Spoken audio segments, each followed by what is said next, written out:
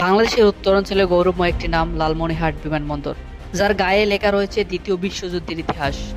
1940-এর দশকে ব্রিটিশ সরকার এই বিমানবন্দরটি স্থাপন করে। মিত্রবাহিনীর অন্যতম কৌশলগত সামরিক ঘাঁটি হিসেবে ব্যবহৃত হয় এই বিমানবন্দর।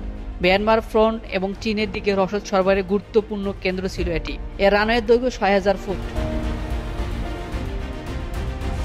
বিশ্বযুদ্ধ চলাকালীন সময়ে এখান থেকে ডাকোটা ডিসি এবং B-24 লেবারেটর টাইপের যুদ্ধবিমান নিয়মিত উড্ডয়ন করত।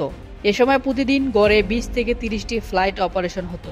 1945 সালে এখানে একাধিক US air force, British RAF squadron কার্যক্রম পরিচালনা হয়। এছাড়াও বিশ্ব ইতিহাসে বিখ্যাত হামস অপারেশনের একটি গুরুত্বপূর্ণ কেন্দ্র ছিল এই বিমানবন্দর। 1947 সালে ভারত বিভাজনের পর এটি চলে আসে তৎকালীন পাকিস্তানের নিয়ন্ত্রণে। সীমিত আকারে বাণিজ্যিক ফ্লাইট পরিচালনা হতো ঢাকা ও চট্টগ্রাম রুটে। তবে 1971 সালে বাংলাদেশের স্বাধীনতার পর যাত্রীর সংখ্যা কমে আসা এবং অবকাঠামো সংকটে বিমানবন্দর ধীরে ধীরে বন্ধ হয়ে যায়।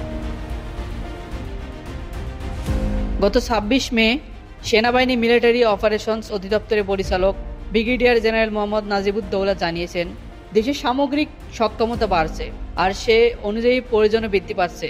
এর প্রেক্ষিতে দীর্ঘদিন অব্যবহৃত থাকা লালমনিরহাট বিমানবন্দরটি প্রয়োজনের ভিত্তিতে নতুন করে সচল করা হচ্ছে। তিনি আরও জানান, বিমানবন্দরটি পরিধি ও কার্যক্রম সম্প্রসারণ করা হবে। পাশাপাশি এখানে আধুনিক অবকাঠামো গড়ে তোলা হচ্ছে। এভিয়েশন খাতে সম্প্রসারণের অংশ হিসেবে এই বিমানবন্দরকে কাজে লাগানো হবে।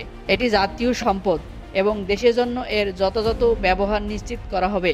এর সফল বাস্তবায়ন হলে উত্তরের এই ঐতিহাসিক বিমানবন্দর আবারও ফিরে পেতে পারে তাদের হারানো গৌরব। তবে লালমনিরহাট বিমানবন্দরটি ভারতের চিকেন নেক করিডোর থেকে মাত্র 20 কিলোমিটার দূরে হওয়ায় এটি ভারতের জন্য প্রধান উদ্বেগের কারণ হয়ে দাঁড়িয়েছে বলে মনে করছেন বিশেষজ্ঞরা। Ariful Islam, time news desk, Dhaka.